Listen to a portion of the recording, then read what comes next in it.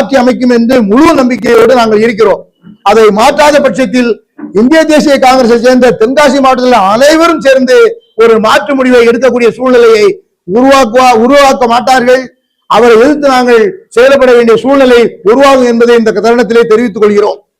எங்களுடைய நோக்கமே காங்கிரஸ் கட்சியை வளர்ச்சி, நமது தலைவர் ராகுல் காந்தியை பிரதமராக்குவதுதான் எங்களுடைய தலையாய கடமையாக ஏற்றி இருக்கிறோம். என்னை போன்ற 50 வயசுக்கு மேற்பட்ட 66 வயசு ஆகிறது, 52 வயசுக்கு மேல நாங்கள் இந்திய தேசிய காங்கிரஸிலே பணியாற்றிக் கொண்டிருக்கிறோம்.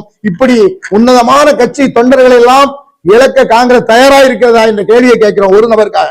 ஆகவே மறுபரிசீலனை செய்ய வேண்டும் என்று கேட்கிறோம். அதே நேரத்தில் மாற்றி அவர்களுக்கு சிம்பல்கள் கொடுத்தால் நாங்கள் டெல்லி சென்று சிம்பலை மாற்றி நாங்கள் ஒரு வேட்பாளரை காங்கிரஸில் நிப்பாட்டி காங்கிரசுக்கு தான் வேலை செய்வோம், காங்கிரஸ் வேட்பாளரை வெற்றியடை செய்வோம். இதுவே எங்களுடைய இது. காங்கிரஸை எதிர்ப்பது நோக்கம் அல்ல, நல்ல தலைவர்களை உருவாக்க வேண்டும் என்பதுதான் எங்களுடைய நோக்கம். நன்றி, வணக்கம், ஜெய்ஹிந்த். தென்காசி மாவட்டத்துக்கு வருகின்ற லக்கியவர்கள்